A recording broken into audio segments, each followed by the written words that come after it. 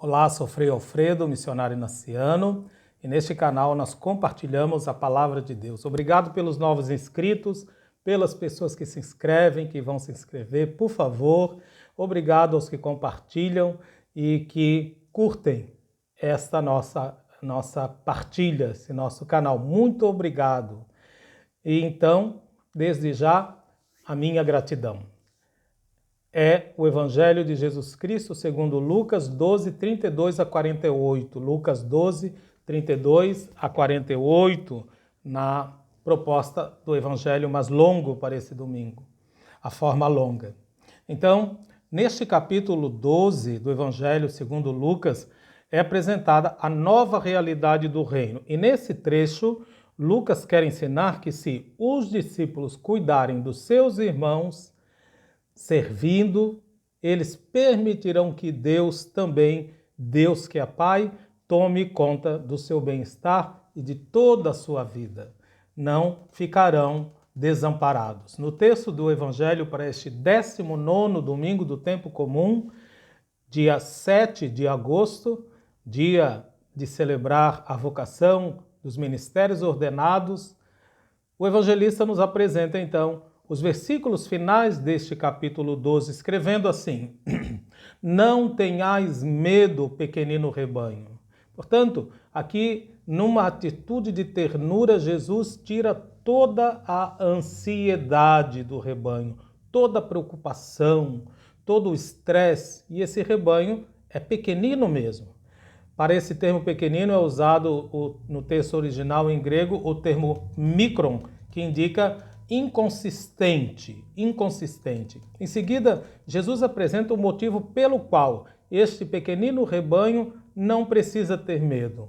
E diz, porque foi do agrado do Pai dar a vós o reino. E aqui então o evangelista contrapõe a pequenez do rebanho, deste pequenino rebanho quase microscópico, representado pela comunidade que segue Jesus, contrapõe com a grandeza do reino de Deus, do projeto de Deus para a humanidade. E depois então Jesus vem com 3 imperativos para definir as características que tornam possível a realidade do reino. E a primeira delas é: vendei vossos bens. É uma ordem. Vendei vossos bens e dai esmolas. Ou vendei tudo que possuís. Aqui não se trata de um convite, porque é um imperativo, como eu disse. Na verdade, vender o que se possui e dar esmola, que é fazer o bem a quem tem necessidade, com tudo, com todas as forças que a pessoa possuir, para depois acontecer então a grande mudança, a nova realidade do reino. Jesus continua dizendo depois: fazei bolsas que não se estraguem, um tesouro que não se acabe. Então, fazei bolsas que não se estraguem, fazei um tesouro que não se acabe no céu. Aqui nós sabemos que céu, na linguagem daquele tempo, significa em Deus, construir em Deus. Jesus, domingo passado, tinha dito que aquele homem louco que acumula para si, ele não é rico diante de Deus, embora tendo seus celeiros abarrotados, não é rico diante de Deus. Mas o que Jesus quer dizer? Jesus já havia dito aos seus discípulos, então, que quem experimenta dar não significa perder e colocar a confiança no Pai, liberta o discípulo das preocupações materiais e o enche de uma confiança sempre mais crescente no Senhor. Portanto, fazei um tesouro seguro nos céus, ou seja, um tesouro que não se acabe, isto é, em Deus, aonde não há ladrão, o ladrão não chega e a traça não corrói, é algo que liberta a pessoa, que deixa a pessoa fora de toda preocupação. Depois Jesus também afirma claramente, por quê? Porque onde está o vosso tesouro, lá estará também o vosso coração. Ou seja, onde se coloca a confiança ou o que dá segurança, é lá que estará também o coração da pessoa.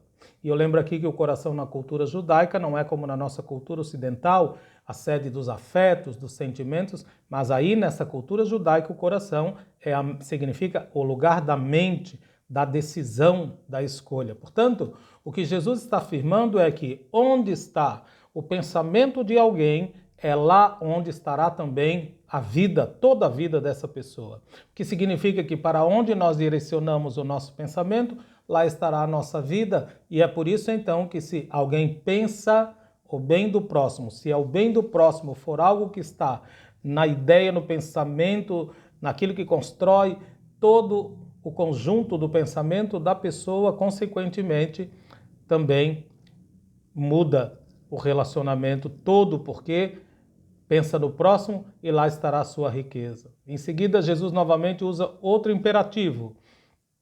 E aqui trata-se de uma imagem muito importante que, se for bem compreendida, muda todo o relacionamento com Deus e o relacionamento com os outros.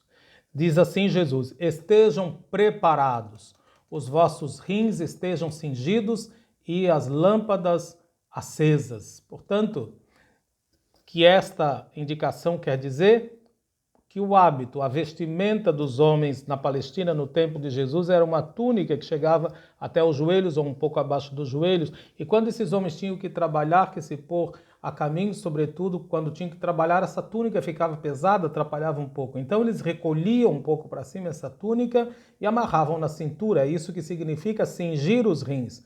Na verdade, o que Jesus está pedindo é que, então, a característica, o tipo que distingue a sua comunidade, a comunidade dos seus discípulos, que o seu distintivo seja, então, serviço, uma atitude de serviço.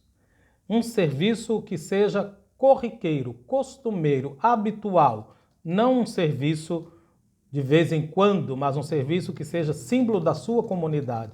Depois Jesus acrescenta com as lâmpadas acesas, como disse, que eram referência ao livro do Êxodo, na tenda onde havia a presença de Deus, a prescrição é que houvesse sempre uma lâmpada acesa para indicar que ali estava a presença de Deus, lá no livro do Êxodo. Hoje nós temos essa lâmpada sempre acesa na Capela do Santíssimo, quando Jesus Eucarístico está presente, representando que ali está Jesus na Eucaristia. Portanto, com essa indicação preciosa das lâmpadas, Jesus está dizendo que o indivíduo e a comunidade que se manifestam no serviço são o verdadeiro santuário de Deus, ali onde Deus se manifesta, onde Deus está presente. Que bonito essa imagem. Continua dizendo então, no outro momento, sede como homens que esperam o seu patrão voltar, o seu senhor, na verdade, de uma festa de casamento, de modo que quando ele chegar e bater na porta para lhe abrirem, abram imediatamente, porque Yahvé era o esposo do seu povo no Antigo Testamento, Jesus é o esposo da nova comunidade. A verdade aqui é que é estranho esse pensamento. Como é que o patrão, o dono da casa, precisa bater na sua própria casa para entrar? A verdade é que Jesus se distingue dos senhores, se distingue dos patrões de uma casa que entra, bate, abre a porta simplesmente. Ele bate, Jesus diferentemente, bate a porta, e isso é um grande sinal de respeito, de delicadeza, de amor para com os outros, porque na verdade o dono não precisa bater na sua própria porta para entrar. E aqui Jesus então proclama algo inconcebível para a cultura da sua época, quando diz felizes, ou seja, extraordinariamente, plenamente felizes os empregados que o patrão, o Senhor, encontrar acordados quando chegar. Portanto, essa atitude de serviço não é algo que vai se acontecer de vez em quando, mas é uma constante, é um distintivo, é a marca da comunidade de Jesus. E aqui é o que está inconcebível, o que é inconcebível. Em verdade vos digo, se isto acontecer, ele mesmo se cingirá. Vejam então, se é a atitude de cingir os rins, é serviço constante, aqui Jesus está dizendo que ele próprio se cingirá. Na verdade, o que Jesus pediu aos seus discípulos terem como distintivo, que é o serviço, é o seu próprio distintivo. Porque Jesus, na sua comunidade, é aquele que serve. E aqui é algo inédito, que Jesus se apresenta, portanto, como o Senhor. Jesus está se apresentando como o Senhor, como o patrão da casa. E ao invés de ser servido pelos empregados, será ele mesmo quem vai servir. Jesus diz assim, ele mesmo vai cingir-se, fazê-los sentar à mesa, literalmente, deitarem-se à mesa, porque na mesa, na época de Jesus, não se sentava à mesa, mas se reclinava, quase que meio deitado, meio sentado, e passando os servirá. Esta é a novidade de Jesus. No Evangelho de Lucas, na última ceia, Jesus faz justamente essa afirmação: estou no meio de vós como aquele que serve, ou como o diácono. Esta é a imagem do evangelista, é uma alusão à Eucaristia, obviamente. A Eucaristia, portanto, não é um culto apenas, mas é a comunidade que sempre, continuamente, em atitude de serviço, Jesus faz repousar a mesa, deitar a mesa para restaurá-la, para fazê-la recarregar com uma nova carga do seu amor.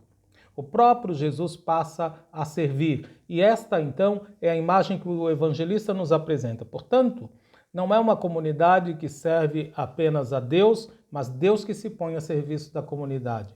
O culto da comunidade cristã, na verdade, então, não é dirigido a Deus, ao Pai, mas é o culto do Pai através de Jesus que passa aos homens para que continuamente se manifestem através da atitude de serviço. Jesus continua com esta atitude de disponibilidade que torna reconhecível a sua comunidade, dizendo assim: mas ficai certo, se o dono da casa soubesse a hora em que o ladrão iria chegar, não deixaria que arrombasse a sua porta. Vós também ficai preparados, porque o Filho do Homem vai chegar na hora em que menos o esperardes. Esta presença repentina, improvisada de Jesus na sua comunidade, esta sua chegada de improviso não tem prazo, não tem uma data marcada, é de repente. E o que significa esse de repente? Significa que todas as vezes que houver situações de necessidades, de pessoas que precisam de ajuda, de ajudar os outros, a comunidade deve estar sempre pronta. Mas há também o outro lado, o lado negativo quando isso não acontece, quando Jesus diz que se na comunidade, ao invés de servirem-se uns aos outros, se na comunidade não se tratam com amor e com respeito, mas com arrogância, com prepotência, ou até mesmo essa comunidade é marcada pelo desejo do poder sobre os outros, quando se escraviza os outros em seu próprio benefício, Jesus usa uma expressão terrível, dizendo assim: quando o Senhor chegar, o partirá ao meio, ou literalmente o dividirá em dois. Ser partido ao meio ou ser dividido em dois era pena de morte para os traidores na época de Jesus. Portanto, Jesus está advertindo que aqueles que na comunidade, ao invés de servir, ao invés de colocarem-se ao serviço dos outros, pretendem ser servidos, pretendem mandar, dominar, explorar os outros, agindo com prepotência, na verdade são os traidores, que não têm nada a ver com a realidade de Jesus, de sua comunidade, e nada tem a ver com o reino de Deus. Portanto, acolhamos este convite de Jesus e Deus cuidará de tudo, servindo a cada um que mais precisa com o seu amor. Um grande abraço.